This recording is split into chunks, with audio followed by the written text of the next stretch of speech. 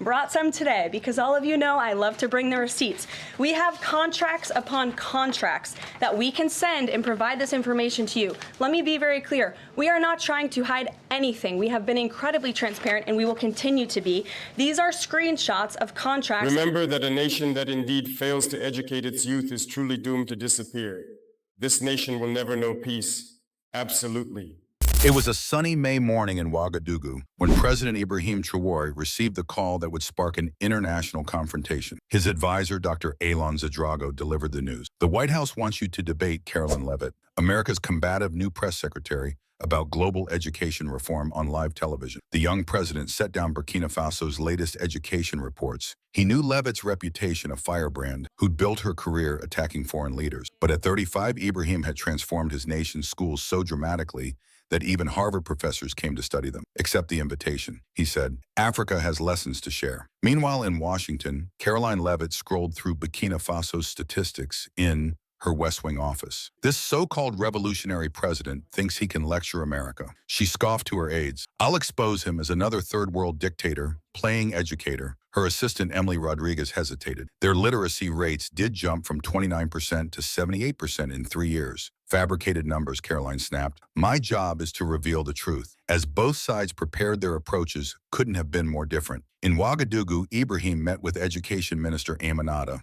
Compare reviewing verified data. 247 new schools, built digital classrooms reaching 95% of students, 23 technical universities established. We need more than statistics, Ibrahim insisted. Find me the student who learned to code by flashlight, the teacher who turned scrap metal into science equipment. Those stories will matter. In Washington, Karoline ordered her team, dig up every failure power outage's teacher strikes anything proving their system's a sham. When her aide Michael Thompson warned that UNESCO and Harvard had praised Burkina Faso's reforms, she waved him off. I've destroyed politicians 10 times sharper than some African idealist. The night of May 22nd arrived with unprecedented global interest. In CNN's Atlanta studio, Anderson Cooper introduced the debate as satellite feeds connected Washington and Ouagadougou. From the moment the cameras rolled, the contrast was striking. Ibrahim sat framed by books and Burkina Faso's flag, exuding calm. Karoline leaned forward in her crisp blazer, already smirking. Miss Leavitt claims wealthy nations should lead education reform. Cooper began. President Traoré, your response? Ibrahim's voice was measured. Innovation has no passport. Sometimes the brightest solutions come from places others dismiss. Karoline interrupted with a laugh. With all due respect, Mr. President, your country had 70% illiteracy. 5 years ago, how can you lecture the nation that built Harvard? The studio tensed, but Ibrahim only smiled. Precisely because we face such challenges, we discovered what works when budgets are small and stakes are high. When Karoline sneered, where exactly did you study some guerrilla training camp? The audience gasped. Even Cooper admonished her. What followed was a masterclass in intellectual jiu-jitsu. Ibrahim displayed his degrees, engineering from Ghana, Aspon Masters and LSE MBA, then revealed Harvard and MIT were now studying Burkina Faso's teaching methods. Your own Department of Education invited me to train their officials, he said as documents flashed on screen. Perhaps they value our expertise more than their press secretary does. Karoline's face drained of color. As Ibrahim continued, our students outperform Americans in math and science. Our college graduation rate is 94 to your 73.